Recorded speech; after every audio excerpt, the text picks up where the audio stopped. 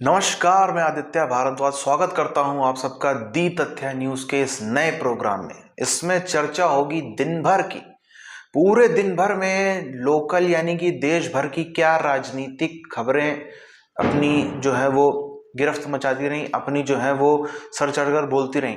सबसे पहली बात करें हम, सबसे पहली बड़ी खबर आ रही है वो ये है, भाजपा बनाम इंडिया अलायंस का पहली बार चुनावी मैदान में आमने सामने टाकरा हुआ चंडीगढ़ मेयर इलेक्शन में। बात आपको बताते चले, दिल्ली से लेकर चंडीगढ़ तक सारे के सारे नेता, आम आदमी पार्टी हो चाहे बीजेपी हो कांग्रेस, सबके सक्रिय हो चुके थे और इसमें आम आदमी पार्टी और कांग्रेस दोनों साथ मिलकर के लड़े थे। इंडिया अलायंस साथ में लड़ा था और सामने थी बीजेपी। भाजपा के मनोज सोनकर वहां से चंडीगढ़ के मेयर बन चुके हैं। अब इसको इंडिया अलायंस की करारी हार भी माना जा रहा है और माना जा रहा है कि इससे दिल्ली और पंजाब की जो सीट शेयरिंग है उस पर काफी ज्यादा असर पड़ने वाला है। आप सबको ये भी बताते चले कि मजे की बात है, ईवीएम से ये चुनाव नहीं हुए थे, तो जो आम आदमी पार्टी कांग्रेस अक्सर सवाल उठाते रहते हैं ईवीएम में धांधली, ईवीएम में धांधली, वो बैलेट पेपर से चुनाव को भी हार चुके हैं और अब बैलेट पेपर पर भी इल्जाम लगाते हुए हमें नजर आ रहे हैं। तो अगली बड़ी खबर आ रही है हिमाचल प्रदेश से, जहां पर पूर्व मुख्यमंत्री को हराने वाले राजेंद्र राणा कांग्रेस के एमएलए सुजानपुर से, उन्होंने अपनी ही पार्टी कांग्रेस के खिलाफ बगावत का बिगुल फूंक दिया है। बात करें तो उन्होंने खुलेआम जनता के बीच में आकर के सबसे पहले तो विधायक निधि रोके जाने पर आरोप लगाया और उसके साथ साथ में ही जो मंत्री पद रेवड़ियों के तरीके बांटे गए, उसमें जो जनप्रतिनिधि हैं, जो जनता के बीच से चुन करके आए हैं, उनको मंत्री ना बना करके उन लोग को बनाया गया जो कि चुने गए हैं, जो कि इलेक्टेड नहीं है, जो कि सिलेक्टेड है, जो कि नॉमिनेटेड है। इस पर उन्होंने कांग्रेस के खिलाफ खुलेआम जो है बगावत का बिगुल फूका। इसमें कई सारी बातें होती रहती हैं कि ये बीजेपी में जाने वाले हैं इसलिए ऐसा हो रहा है। उन्होंने साफ कह दिया कांग्रेस जनता के खिलाफ काम कर रही है और इसका नतीजा कांग्रेस को आने वाले चुनाव में भुगतना पड़ सकता है। अब उनकी राजनीतिक साख, उनकी राजनीतिक हैसियत कितनी है राजेंद्र राणा की, अब इसी से अंदाजा लगा लें। पूर्व मुख्यमंत्री को इन्होंने सुजानपुर विधानसभा से पटकनी दी थी।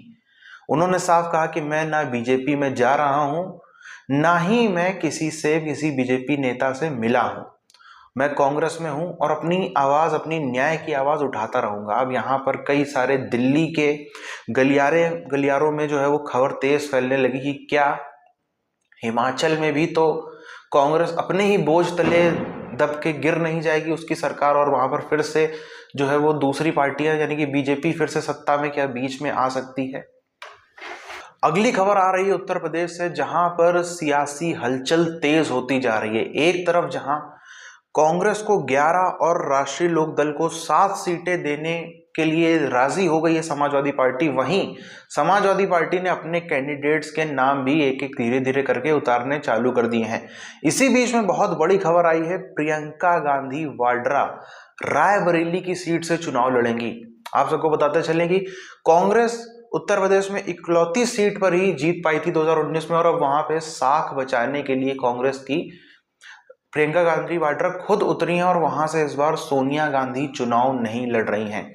ये बयान स्वयं तेलंगाना के मुख्यमंत्री रेवंत रेड्डी ने दिया कि रायबरेली की सीट उत्तर प्रदेश से प्रियंका गांधी मैदान में उतरेंगी। अब यहां पर कई सारे लोग ये भी सवाल पूछ रहे हैं कि आखिर अमेठी से लड़ना चाहिए था। अमेठी जो कि एक टफ बैटल थी, रायबरेली वैसे भी 2019 में जीता, लेकिन अमेठी की सीट जो कि लड़ती तो शायद बेहतर उसका मायने जाते, जो जैसा बयान देती रहती हैं प्रियंका गांधी वाड्रा की लड़की हूं, लड़ सकती हूं, तो जरूर एक अमेठी की सीट पर महिला बनाम महिला यानी कि प्रियंका गांधी वाड्रा बनाम स्मृति ईरानी होता तो एक बड़ा ही दिलचस्प मुकाबला हम सबको भी देखने को मिलता। बहरहाल क्या रायबरेली की सीट भी इस बार कांग्रेस बचा पाएगी, ये बड़ा सवाल है, क्योंकि विधानसभा चुनाव में 2022 के बिल्कुल भी अच्छा परफॉर्मेंस नहीं रहा। मैं आपको बता चलूं 17 के चुनाव में 2 सीटें जीती थी रायबरेली की कांग्रेस ने, मगर इस बार जो शून्य हो गया, इस बार मामला 0 पर आकर रह गया। एक भी विधानसभा रायबरेली लोकसभा की नहीं जीत पाई कांग्रेस, तो लोकसभा में क्या साख और इज्जत बचेगी या नहीं, ये बड़ा सवाल देखने को मिल रहा है। अगली खबर बहुत बड़ी आ रही है झारखंड से, जहां पर क्या झारखंड सरकार गिर जाएगी? ये मुद्दा सोशल मीडिया पर बहुत तेजी के साथ में वायरल हो रहा है, क्योंकि हेमंत सोरेन के मुख्यमंत्री आवास पर 7 ईडी के अधिकारियों की जो है वो छापेमारी वहां पर हुई, उनसे पूछताछ जारी रही। आपको बताते चले 1:30 बजे 7 ईडी के ऑफिसर्स की जो टीम है वो मुख्यमंत्री आवास पहुंचती है, और इससे पहले सोमवार को दिल्ली स्थित जो दिल्ली में निवास है हेमंत सोरेन का, वहां पर भी छापेमारी हो चुकी है। हालांकि वहां पर हेमंत सोरेन मौके पर मौजूद नहीं मिले थे, मगर वहां से भारी मात्रा में नगद बरामद किया गया था। तकरीबन 36 लाख रुपए सीज कर लिए थे ईडी ने, साथ ही साथ में 2 लग्जरी गाड़ियां भी सीज कर ली थी। अब यहां पर मामला ये उठ रहा है कि क्या जो 3 पार्टियों की सरकार है, जिसमें राजद, कांग्रेस और झामुमो यानी कि झारखंड मुक्ति मोर्चा शामिल है, क्या ये सरकार गिर सकती है झारखंड में? यदि ऐसा होता है तो फिर एक बड़ा पॉलिटिकल टर्मोइल हमको देखने को मिल सकता है। जमीन घोटाले में बुरी तरीके से हेमंत सोरेन फंस गए हैं, और जिस तरीके से देखा जा रहा था, जो पिछले इसके चुनाव हुए थे उसमें 2014 के विधानसभा चुनाव में हेमंत सोरेन अपनी दोनों सीटें हार गए थे, मगर 2019 में वो वापसी करते हैं। 2019 के विधानसभा चुनाव में वो वापसी करते हैं, और कांग्रेस, राजद और झारखंड मुक्ति मोर्चा ये तीनों मिल करके सरकार बनाने में कामयाब हो जाते हैं, और रघुबर दास की सरकार को सत्ता से दूर करने में भी सफल हो जाते हैं। उसमें बताया जा रहा था सरयू राय लड़ गए, कई सारे आंतरिक बीजेपी में आंतरिक कलेश था, मगर क्या अब जो साल भर से भी कम का चुनाव बचा है झारखंड के चुनाव में, क्या यहाँ पर रिस्क लेंगे हेमंत सोरेन या विपक्ष की दूसरी बीजेपी पार्टी वाले कि यहाँ पर कुछ सरकार में ऊपर नीचे किया जाए? ये बड़ा सवाल देखने को मिल रहा है। बिहार से ही विभाजित हुए झारखंड में भी बिहार के जैसा हमें पॉलिटिकल क्राइसिस देखने को मिल सकता है। आपको बताएं, कल्पना सोरेन अगली भावी मुख्यमंत्री हो सकती हैं झारखंड की। वैसे तो उनका कोई अपना राजनीतिक बैकग्राउंड नहीं है, मगर वो हेमंत सोरेन की पत्नी है, और 2006 में उनकी हेमंत सोरेन से शादी हुई थी। जिस तरह से हेमंत सोरेन जमीन मामले में बुरी तरीके से फंस गए हैं, उनकी कभी भी गिरफ्तारी हो सकती है। उसके बाद पद यदि छोड़ना पड़ा तो कल्पना सोरेन भावी दावेदार हैं सीएम पद की।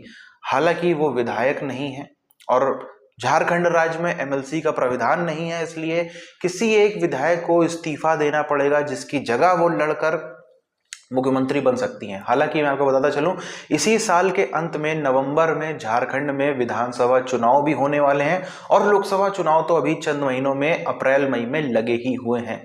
इसके पहले झारखंड में ऐसी सिचुएशन बनना ये अपने आप में बहुत ही बड़ा सियासी ड्रामा, पॉलिटिकल ड्रामा इसको माना जा रहा है। कल्पना सोरेन के बारे में आपको ये भी बताते चले कि वो उड़ीसा के मयूरभंज जिले से हैं। 2006 में शादी होने के बाद से ही वो झारखंड भी आ चुकी हैं।